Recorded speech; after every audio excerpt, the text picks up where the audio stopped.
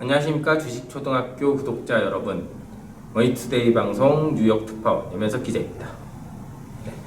오늘은 그래도 아무래도 이제 곧 11월 5일 미국 대선이 있습니다.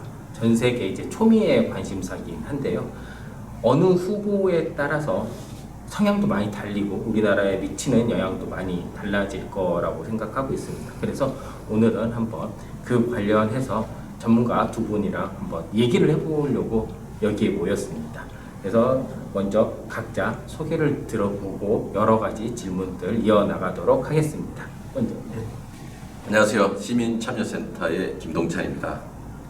저는 미국에서 정치적 신작, 유권자 등록, 투표 참여 활동들을 한 28년 동안 해오고 있습니다.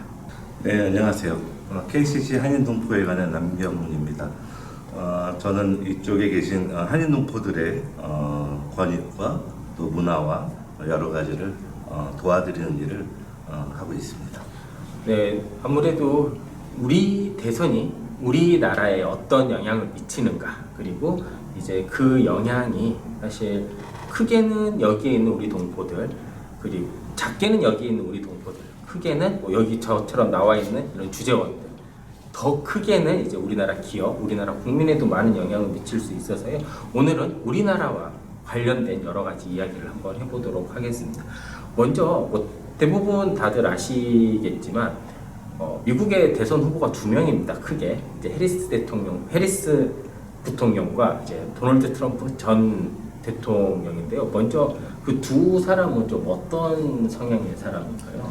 존재부터 많이 다르죠. 카말라 해리스는 여성이고 유색인이고 또 자마이카 출신의 경제학자인 흑인 아버지, 그다음에 인도계 출신 생화학자 어머니, 이 사이에서 태어난 그 자체부터 이제 다문화 가정의 자녀였고 또 부모가 또 학자이다 보니까 당연히 또 공부 쪽에 탁월한 능력을 가지고 있어서 하버드의 정치 그리고 경제학을 전공했고 예일 법대에서 이제 법학을 전공을 하면서 변호사가 되었죠. 그리고 따지고 보면 뭐 하버드, 예일 최고의 엘리트 코스를 발라봤다, 이렇게 볼 수가 있을 것 같습니다. 이 정도 경력이면 미국 내에서도 거의 손꼽히는 그런 엘리트 코스인가요? 그렇죠. 엘리트 코스의 그야말로 정답이죠.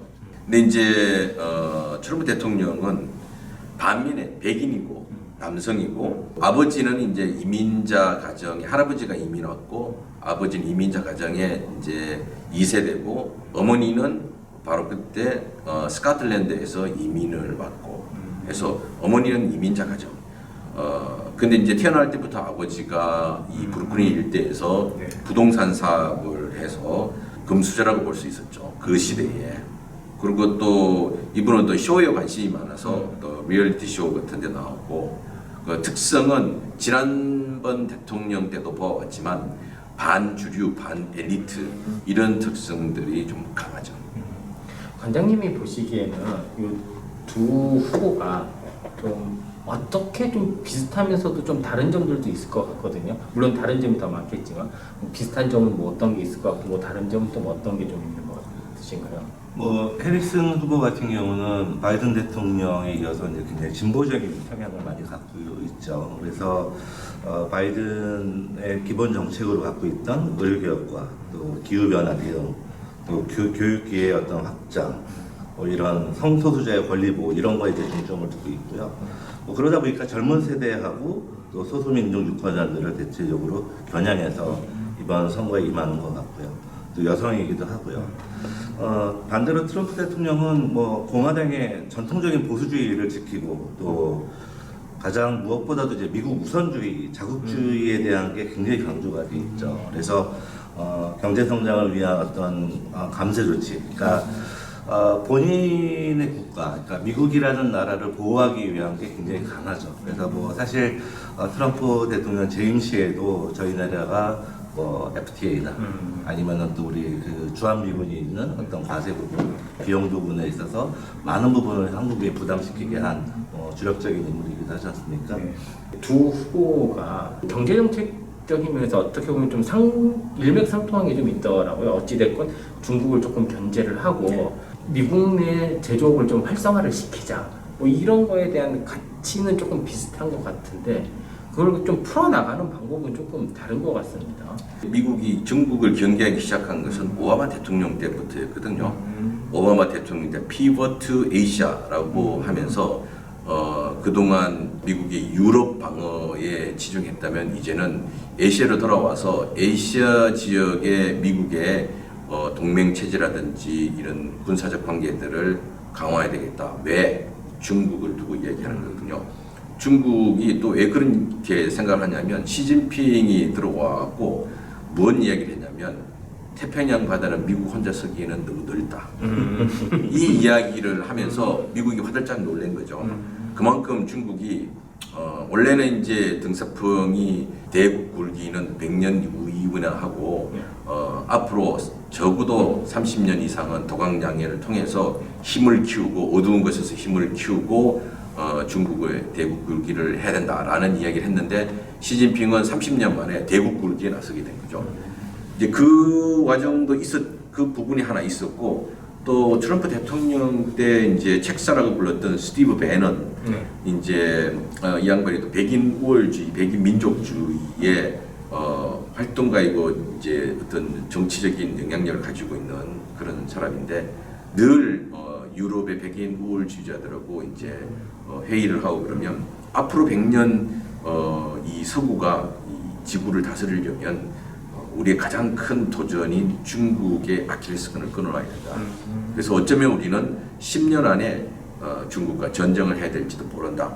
이게 종합되어 있으면서 미국의 정책에 영향을 미쳤고 실제로는 오바마 때부터 아주 이 소프트하게 피보트 아시아를 했는데 그걸 아주 거칠게 노골적으로 이제 드러낸 게 트럼프였죠.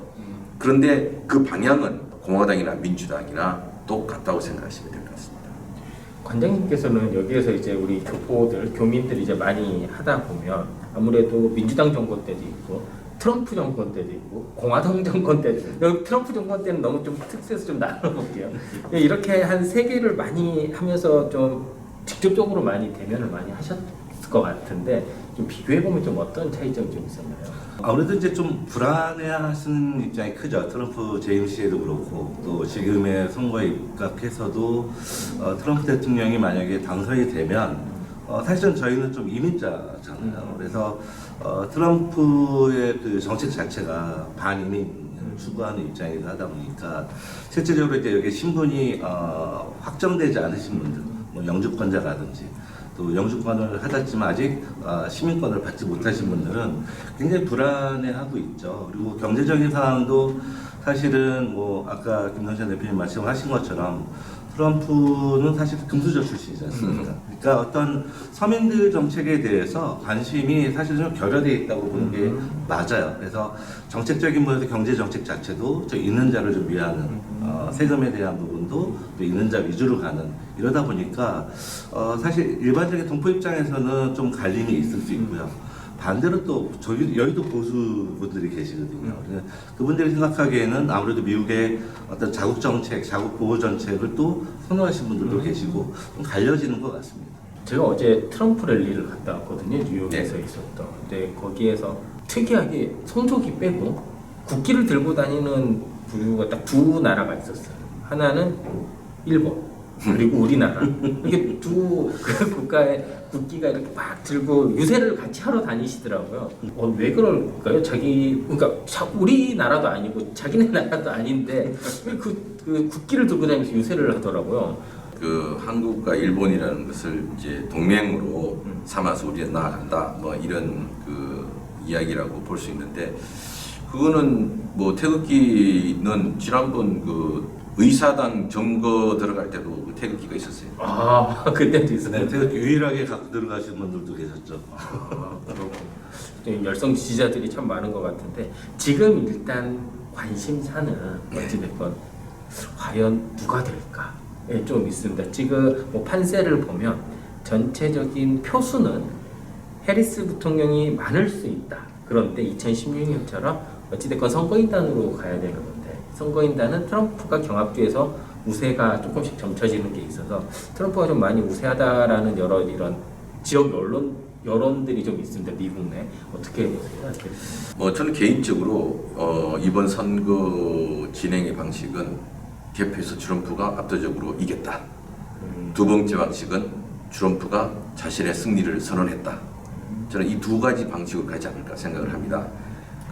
제가 이제 저희들도 유권자 등록을 받고 있는데 저희 사무실에 찾아오시는 많은 분들이 트럼프를 지지하기 위해서 찾아오시는 많은 분들이 트럼프가 되었으면 절대 안 되겠다는 생각으로 딱 그 두 그루가 지금 찾아오시는데, 그래서 이번 선거는 트럼프에 대한 지지냐 반대냐 이런 성향의 선거고, 공약들은 뭐 사실 실종됐다고 볼 수 있습니다. 그래서 이 경합주들에서도 만약에 트럼프 지지냐 아니냐 이런 쪽으로 간다 그러면 민주당에게 좀 불리할 거라고 생각이 듭니다. 민주당이 어떻게 하든지 경합주에 대해서 이제 설득을 해야 되는데, 예를 들어서 트럼프 대통령이 처음 됐을 때 경합주에서 트럼프 대통령이 이겼죠. 네. 근데 두 번째 중간 선거, 집권 2기에 이루어진 중간 선거에서는 트럼프 대통령의 공화당이 패배했습니다. 경합주에서. 그때 어떤 일이 있었냐면 단점으로 오바마 케어가 있었고 어포더블 케어 액트라는 게 이제 오바마 케어거든요. 근데 거기에 있는 많은 분들이 오바마 케어는 나쁜 거라고만 이야기를 했고 어포더블 케어 액트는 아무 말도 안 했어요. 그런데 트럼프 집권하고 나서 오바마 케어를 없앤다고 봤는데 그게 어포더블 케어 액트였던 거죠. 그거를 그 다음 선거 때 민주당이 역공을 해서 거짓말 하지 않았느냐. 그래서 그때 노인들이 난리 났죠. 그래서 중간 선거 때는 거기에서 공화당이 졌습니다. 그래서 그때 선거 때는 6개 주에 지금 이야기하는 6개 주에서 4개 주가 공화당이었고 2개 주가 민주당이었는데 그 다음 이후로는 오히려 거꾸로 6개 주에서 4개 주가 민주당이 공화당 주로 이렇게 주지사가 바뀌어버렸거든요. 그런 것들을 봤을 때 민주당이 보다 설득력 있는 정책을 가지고 들어가야 되는데 그걸 지금 못하고 있는 것 같아요. 또 특히나 이 리버럴들, 민주당 계열에 있는 리버럴들은 충성도가 없습니다. 그런데 보수적인 쪽에 있는 사람들은 비가 오나 눈이 오나 누가 뽑히나 상관없어요. 나는 공화당 그러면 공화당을 찍거든요. 근데 민주당은 머릿속에 탁 와서 박히는 어떤 확실한 이슈가 있어야만 투표장으로 가요. 단적인 예로 있었던 게 아버지 부시가 걸프전을 끝내고 나서 전쟁 영웅으로서 80% 이상의 지지율을 가지고 있었잖아요. 그래서 재선은 따놓은 당상이라고 했는데 듣도 보도 못한 아카소주지의 촌놈 같은 클린턴이 딱 나와갖고 한 말이 멍청아 문제는 경제야 라는 한마디로 엎어버렸죠. 그래서 조지 부시 1세 아버지가 재선을 하지 못하고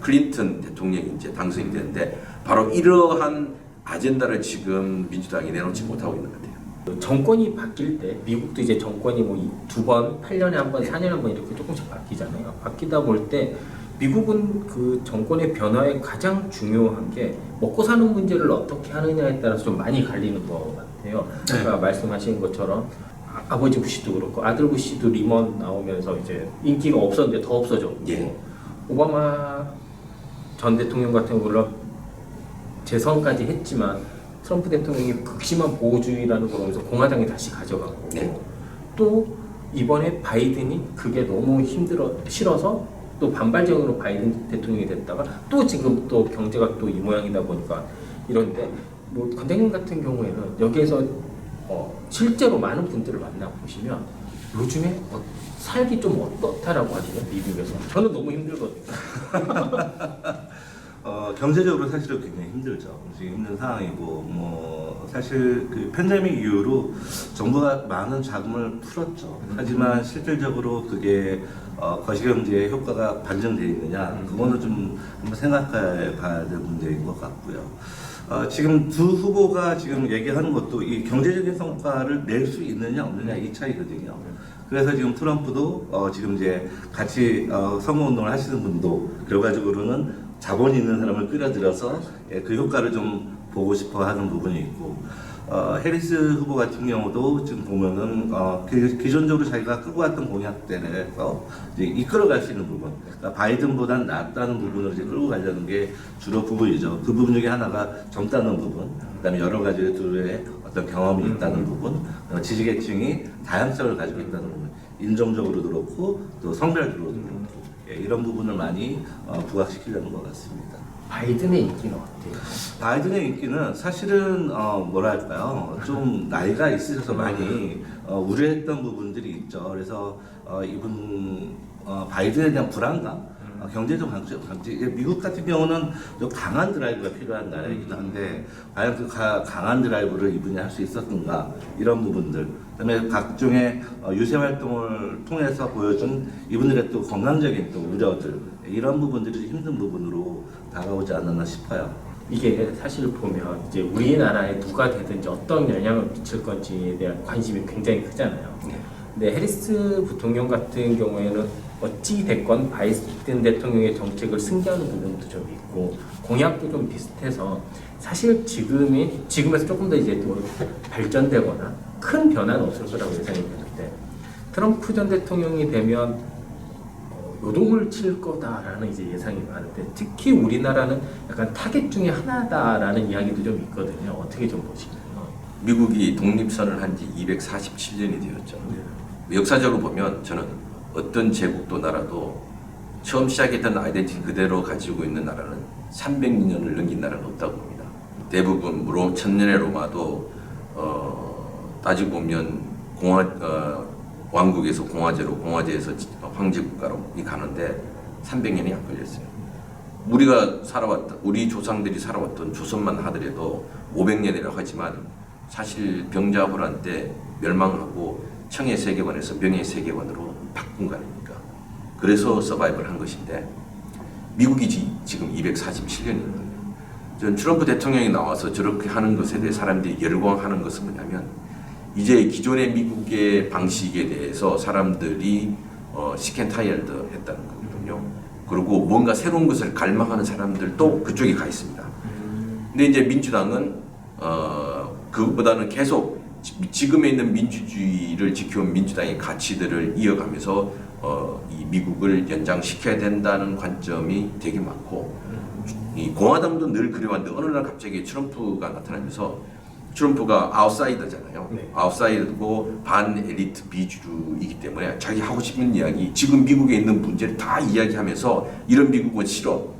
근데 트럼프가 좋아하는 미국은 과거로 되돌아가자는 거잖아요. 철학적으로 과거로 되돌아가는 것은 박제해야 된 것이나 죽은 것밖에 없잖아요. 우리가 이만큼 컸는데 20세 나이에 있는 사람을 10대로 돌아가자 그러면 옷을 늘려야지. 머리를 자르고 다리를 자를 수가 없잖아요.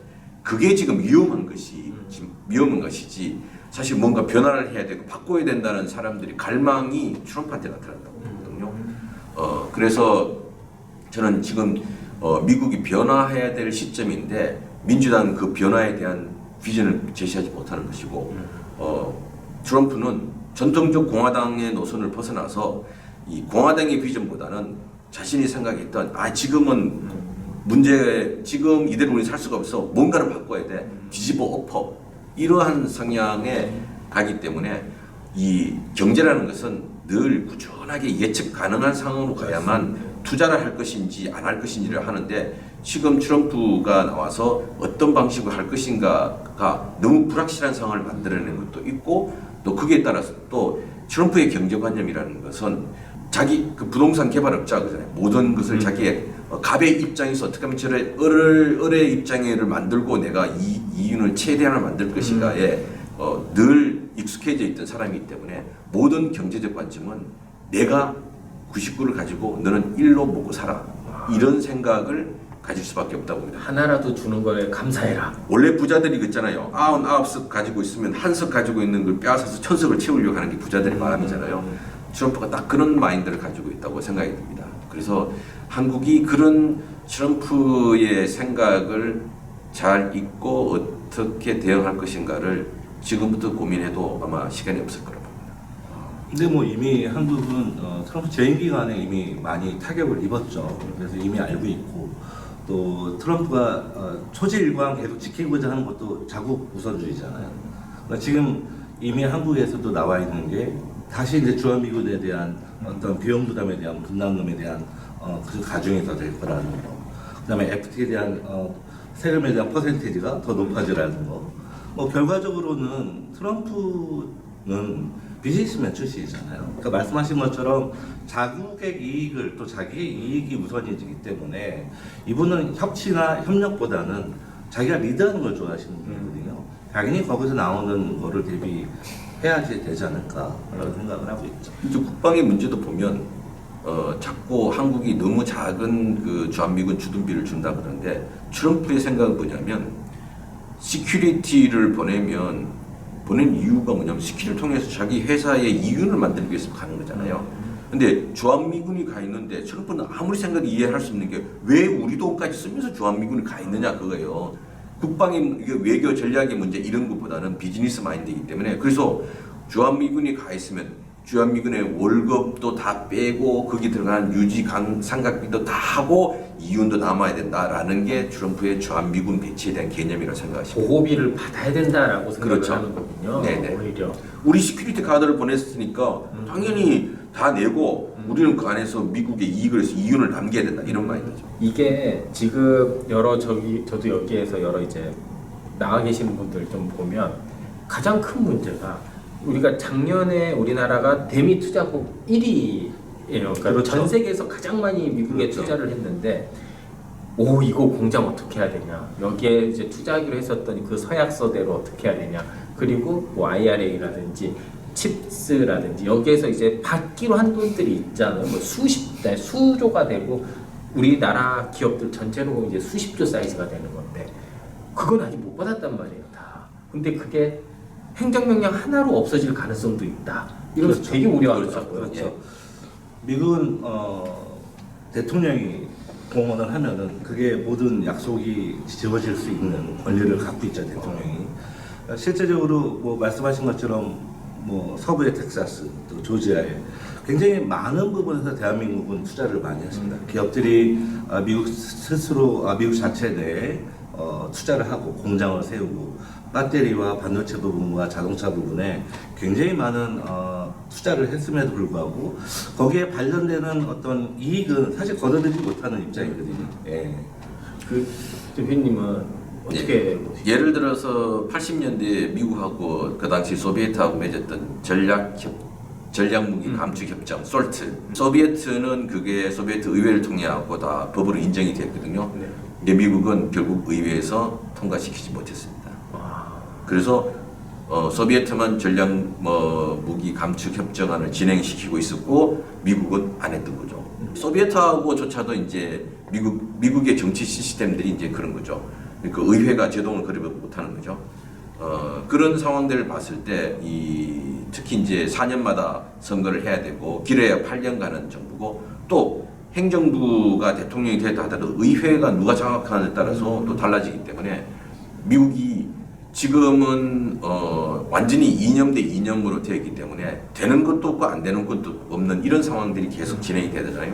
그래서 저는 그 투자한 것들이 제대로 될지 트럼프가 어떤 정책을 펼지에 따라서 달라질 수도 있는데 또 하나 문제는 뭐냐면 예를 들어서 조지아에 들어와 있는 그 기아 현대는 그나마 단순 조립이 많기 때문에 괜찮지만 따라서 들어와 있는 부품 기업들 있잖아요. 네. 협력업체들. 여기는 와서 직접 그 부품들을 만들어야 되는 상황인데 그거를 만들 수 있는 인력이 미국이 없거든요. 결국은 한국에서 숙련된 기술자들이 들어와고 자기들이 깎든지 아니면 자기들이 가르치든지 해야 되는데 그 사람들에 대한 비자가 잘 안 나오는 거예요. 벌써 몇 개월 전에 한꺼번에 한 5-6명의 그 협력업체 직원들이 들어왔다가 제대로 교육 안 된 상황에 들어와서 어떻게 왔냐 그랬더니 일하러 왔다 그래서 무비자 가지고 왔다가 추방당했죠. 예. 근데 그게 지금 인력이 없어요 미국에. 그리고 예를 들어서 반도체, 배터리 공장 뭐 이렇게 들어오잖아요. 반도체 공장은 3교대로 돌아가야 되잖아요. 그렇죠. 예. 그리고 스탑 돼버리면 큰일 나잖아요. 그쵸 스탑되면 버리고 다시 시작해야 되는 예. 거니까요. 근데 미국에서 3교대라는 개념이 없잖아요. 미국에서는.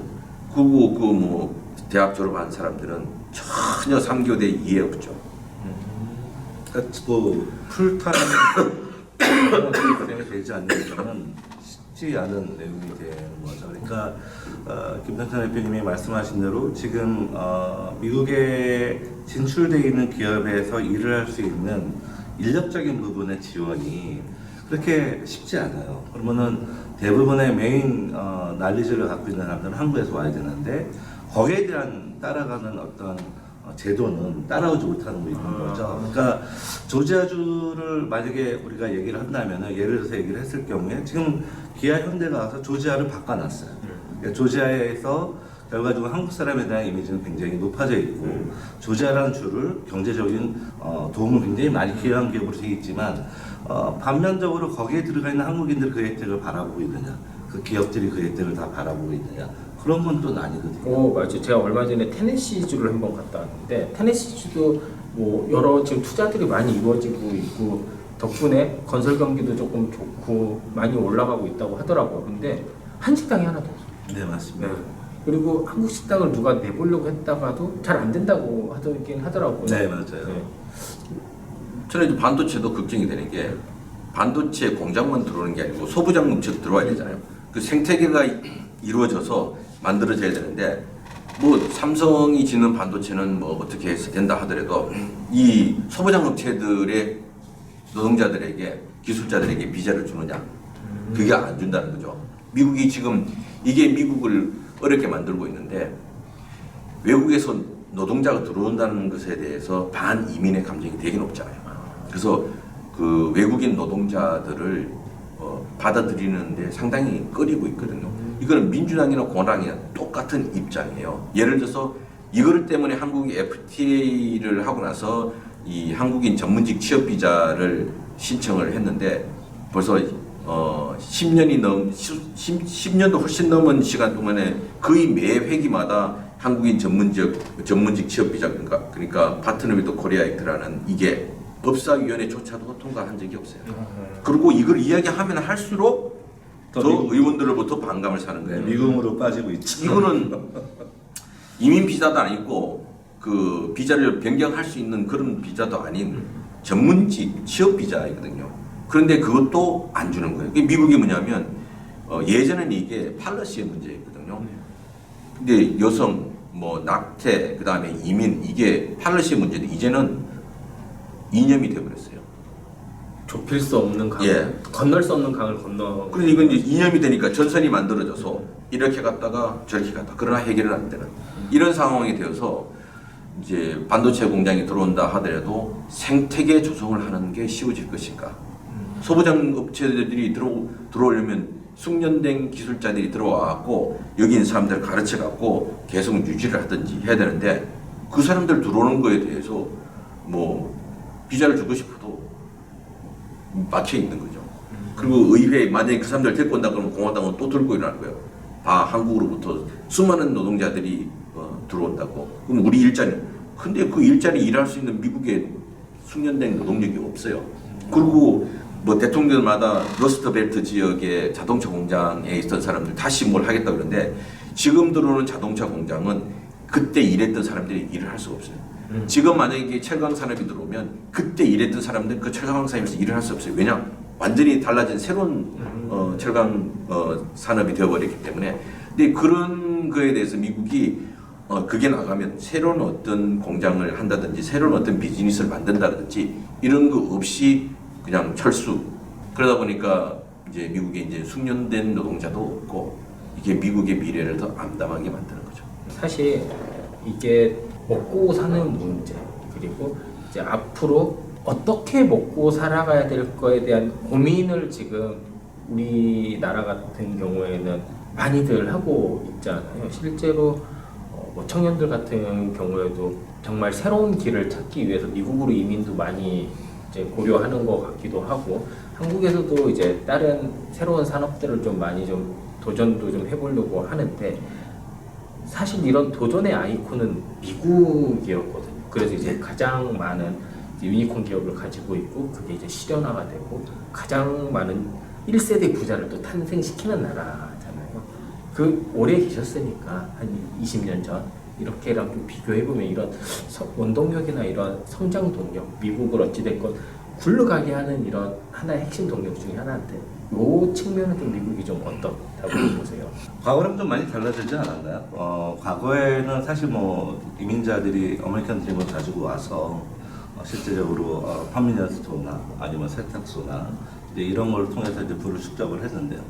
지금의 그 한인들이 여기서 경제적으로 성공하신 분들은 굉장히 다양한 부분에서 성공을 하고 있습니다.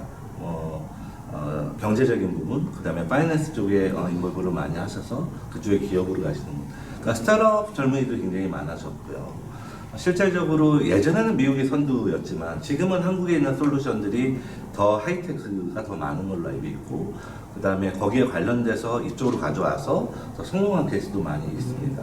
그래서 뭐 이커머스의 경우 같은 경우도 미국의 시장이 훨씬 크기 때문에 한국의 이커머스의 솔루션을 미국에 가져와서 이쪽에 대입시켜서 성공시킨 경우가 굉장히 많이 있죠. 그래서 그런 부분으로 봤을 때 우리가 보는 것도 1차적인 부분의 어떤 산업을 보는 게 아니라 한국이 갖고 있는 장점들을 미국에 가져와서 대비시키는 게 좋다고 보고요.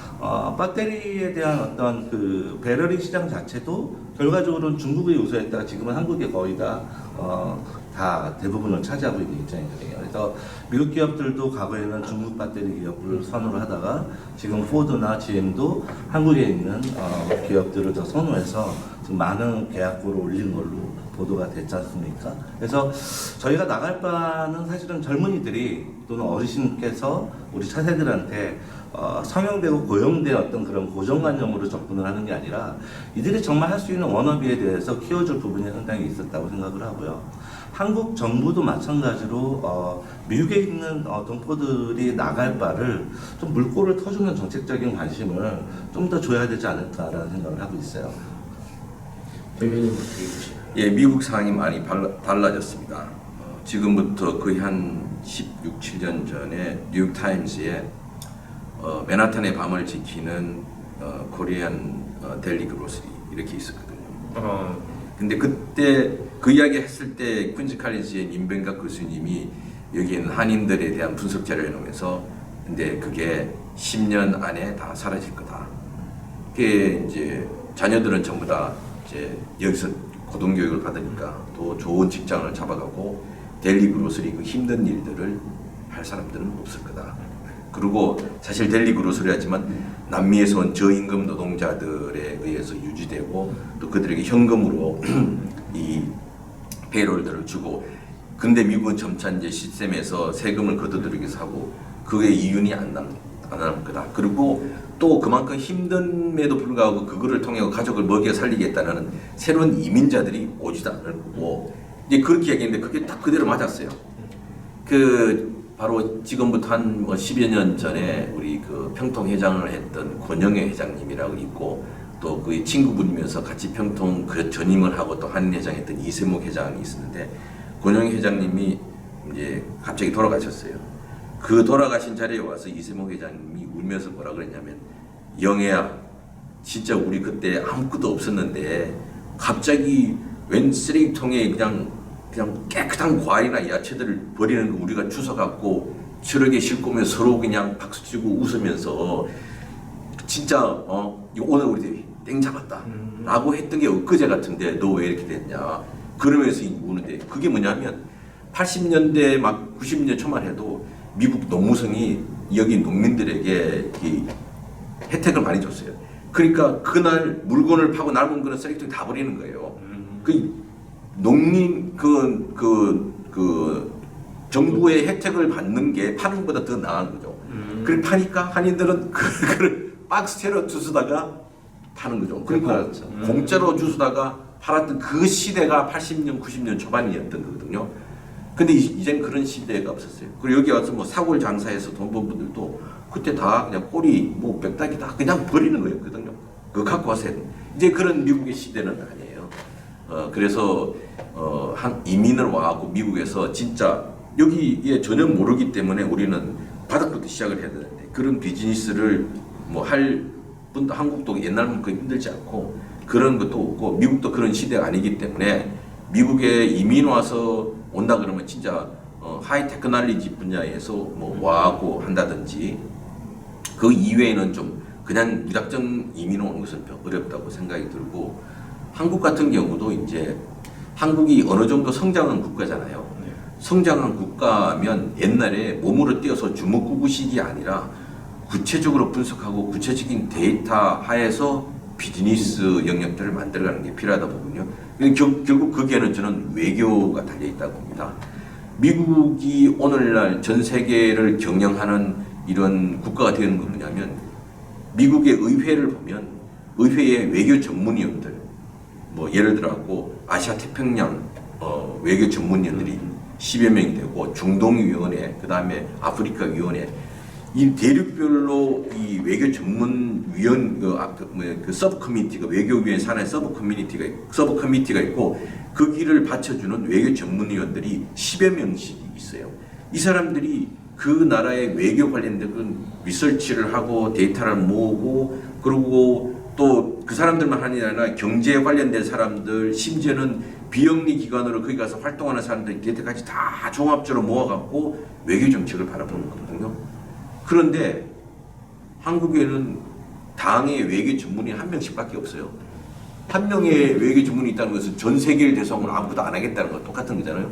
그러니까 이 한국에 있는 여러 당들이 내부에서 아직은 뭐 한국 자체의 어떤 기업이나 이런 것도 안 돼서 그런지 모르지만 그런 것도 있지만 세계를 향해 나아가려면 그냥 장사하는 분들에게 기업들에게 맡겨놓은 게 아니라 당 차원에서 구체적인 데이터를 모으고 구체적인 전략을 세우고 자기들이 집권했을 때 외교와 함께 우리의 통상들을 어떻게 가져갈 것인가에 대한 적어도 10년 이상의 노하우들 그리고 사람들을 구비해놓고 데이터를 가지고 놓고 그리고 현지에 그런 네트워크들을 구성해놓고 이러한 방법으로 가지 않는다면 조그마한 대한민국이 이 경쟁사회에서 서바이브하기가 쉽지 않을 거라고 생각합니다.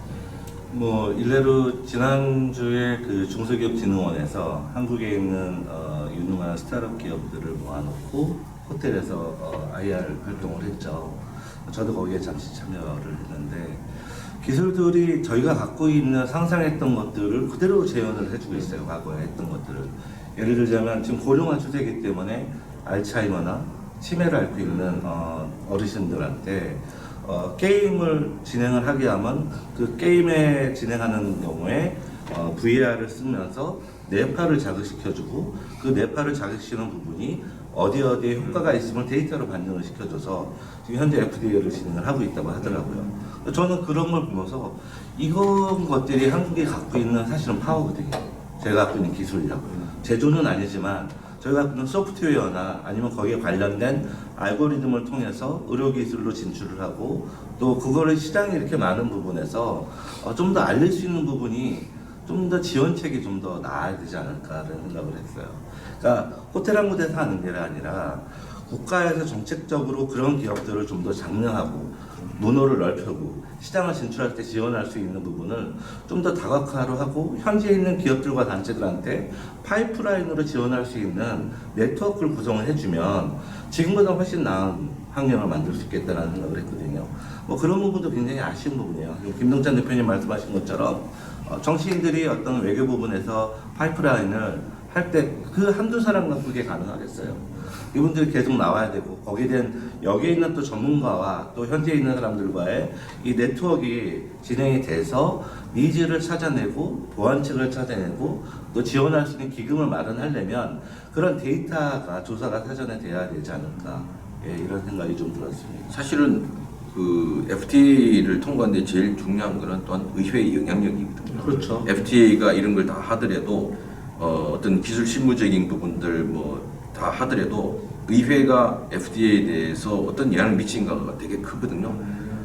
물론 FTA를 통해서 하는 것도 필요하지만 만약에 이런 어떤 알츠하이머를 위한 어떤 새로운 기기가 나왔을 때 진짜 중요하다 그러면 의회 내에 알츠하이머 관련된 커미티들이 있거든요. 그럼 그 길을 통해서 설명들을 하고 그것에 얼마나 효과가 있는가 그걸 혼자 하는 게 아니라 은퇴자 협회라든지 알츠하이머 관련된 사람들하고 연합해서 의회에다가 이야기하고 FTA를 하면 이게 훨씬 더 빨리 진행될 수도 있어요. 그러니까 이런 모든 것의 전략과 전술들을 짜야 되는데 그거를 짜고 할 수 있는 게 저는 한국의 외교 역량이라고 봅니다. 공공외교다 뭐다 이야기했는데 구체적 현실에 들어와갖고 어떻게 공공외교를 할 것인가 이런 부분에 대해서 말은 많이 하는데 실제 실천적인 것은 쉽지 않아요. 마지막으로 한번 여쭤보면 이게 사실 우리나라에는 없는 시스템이잖아요. 그렇죠. 이게 로비라는 그렇죠. 게 네. 우리나라는 로비하면 이렇게 하고 뒤에서 이게 돈 주고 이런 것만 이제 생각을 해서 굉장히 안 좋은 인식이 좀 있는데 미국은 로비가 합법인 거잖아요. 그러면 이거에 대한 좀 다른 접근 방식, 특히 만약에 트럼프 전 대통령이 성공을 한다면 더욱더 그런 비즈니스에 더욱더 익숙했던 사람일 것 같은데 그러면 우리도 이런 로비 활동이라든지 이런 거를 좀 어떻게 좀 잘 활용을 해야 되나요? 어떻게 해야 될까요? 그렇죠. 트럼프 대통령은 국가의 이익보다는 자기의 명예나 이런 것들에 사실 더 관심이 더 많아요.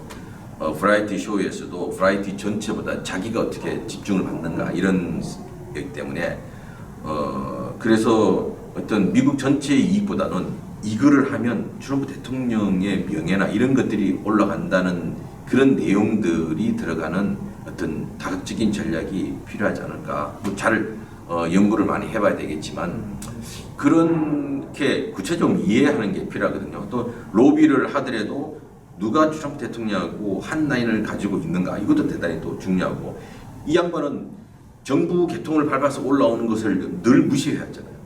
그래서 국무부하고 국방부에서 지금은 다 그때 근무했던 사람들 트럼프 대통령과 다 돌아서 있는 거거든요.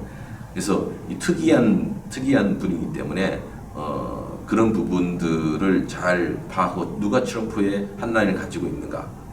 물론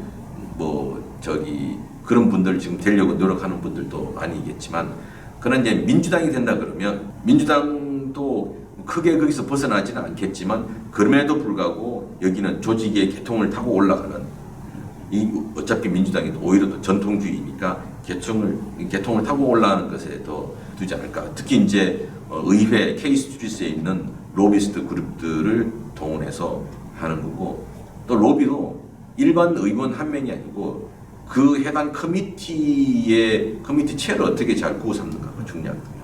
근데 해당 커미티 체어의 관계를 하는데 요즘은 또 로비스트들이 옛날만큼 그렇게 돈을 많이 못 주기 때문에 로비스트들이 가지고 있는 이렇게 폐기할 수 있는 돈이 5,000불이 맥시멈이거든요. 근데 이제 폐기 왜 중요한가 하면 폐기 멤버들이 모여서 5,000불을 만들어 주지만 이 폐기 가서 펀드레이징 하면 여기에 번들로 폐기 멤버들이 자기 개인적인 것들을 또 따라가서 주기 때문에 이제 폐기의 중요성을 이제 생각하고 그러니까 펀드레이징 하는 정치인의 입장에서는 기본적으로 5,000불은 준비가 돼 있는 거고 얼마나 많은 폐기 멤버들이 오는가에 따라서 이제 플러스 알파니까 그래서 폐기를 이제 중요하게 여기는데 다 로비 그룹들이 다 가지고 있어요. 로비 그룹뿐만 아니라 대기업들도 다 가지고 있거든요. 근데 이제 그런 팩들의 오래된 이제 사람들은 정확하게 타켓을 어떤 해당 커미티다. 우리나라 말 상임이죠.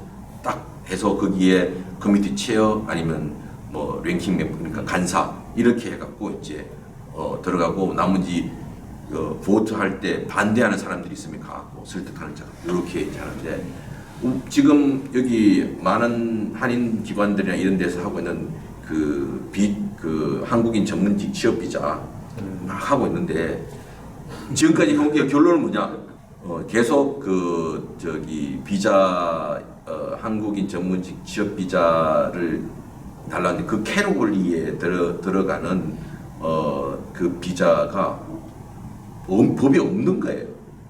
네, 그렇죠. 우리나라예요? 아니 미국에. 미국 법이요. 예. 그래서 그걸 만들어 달라고 하는 건데 실제적으로 지금 이제 우리가 좀 주장하는 이포나 이런 비자에 관련 어떤 그런 뭐랄까요 쿼터가 이미 정해져 있어요. 그 정해져 있는 부분에 원론적인 부분을 해결을 해야 되는데 자꾸 다른 쪽에 가서 문을 두들기니까 이게 해결이 안 되는 거죠 결과적으로는. E4 비자를 달라고 하는데 E4라는 캐러거리 자체가 국무부에 없어요. 근데 그거를 수십 년도 원래 E3 비자라고 제일 먼저 법안을 낸 분이 이제 돌아가신 애니 팔레 오마베아가라고 사모아 출신이지만 오랫동안 외교위원회에 있어갖고 아태 환경위원장하고 했던 위원장까지 했던 분이에요. 이분이 위안부 결의안을 할 때 청문회를 열어주면서 그게 위안부 결의안이 시작됐던 분인데 이분이 E3 비자라는 것을 신청을 했어요. 근데 그거는 있는 캐롤이기 때문에 E3 비자를 하자 그랬는데 갑자기 어떻게 된 건지 피를 로스캄이라는 그 시카고 출신 그 형이 한국 전쟁으로 입양되어 가고 있던 그 피를 로스캄이라는 의원이 낸 E4 비자로 방향이 틀어진 거예요. 그러고 나서 수십 년 동안 사람들 아무도 E4 비자가 있는 캐롤인지 아닌지 검토도 안 하고 계속 E4 비자로 온 거예요. 근데 여기 롱아일랜드에 있는 나소 카운티에 있는 탐 스와지 의원이 실제 그걸 하고 국무부에다가 하겠다고 이제 미팅을 했고 국무부가 우리는 E4 비자라는 게 없는데 그거는 옛날에 다 사라졌는데 라고 뭐야 이거 근데 E4 비자를 왜 이때까지 한 거야 이렇게 된 거예요. 수십 년 동안. 그게 언제까지 한 거예요? E4 비자는 FTA 이후에 바로 그냥 사라진 거거든요. 그러면 그 캐러그를 만들려면 의회에서 통과되어서 가야 되는 거예요. 그래서 수아지가 그때 E3 비자 캐러고리를 1956년에 통과된 있는 거기에 어멘드를 해서 호주에 이어가야 되는 거죠. 호주가 1,500개 중에 안 쓰니까 그거 우리 좀 나눠 가지자 이런 식으로 이제 올렸는데 그게 이제 하나의 아이디어인데 어차피 E4 비자를 하려 그러면 의회에서 또 법안을 만들어야 되는 건데 의회에서 만들어주겠어요. 이야기하면 할수록 다 이 전략과 전술에 대해서 네. 오랫동안 미국을 연구하는 이 미국 외교위원회 산하 그 미국 위원회가 있어야 돼요. 그거 없이는 대통령 청와대에서만 하고 청와대 끝나고 나면 또 새로운 청와대가 오면 또 뭐 없어지고 이렇게 되면 한국의 외교는 서희 아무리 서희 뭐 떠들어봤자 소용이 없어요. 서희가 나오기까지 수십 년 동안 그런 데에서 연구를 했기 때문에 가능한 거지. 실제적으로 미국에 있는 이민 정책을 좀 더 연구하고 그 연구에 의해서 나오는 전략을 가지고 접근할 필요성이 있어요. 그래서 어떤 한 주장으로 가는 게 아니라 도움이 될 수 있는 측면, 원래 말씀하신 것처럼 어떻게 접근해야지 이게 가능하게 될까, 실현 가능성에 대한 전략이 있어야 되는데 지금 그 전략이 없이 일단 소리를 높이면 되는 걸로 인식을 하고 있으니까 그런 부분에서 어려움이 더 있는 거죠. 마지막으로 그 두 분께 질문 하나씩 공통된 질문 하나 드리겠습니다. 그 대선 이후에 미국이 많이 바뀔 것 같습니다. 어떻게 좀 바뀌었으면 좋겠습니까? 카말라 해리스가 된다 그러면 뭐 약간의 개혁들 뭐 그 정도이고 카말라 해리스는 외교는 지금 있는 동맹을 중심으로 하는 것들을 놓고 내부적으로 마이너리티와 또 저소득층들 여기에 좀 집중을 하겠죠.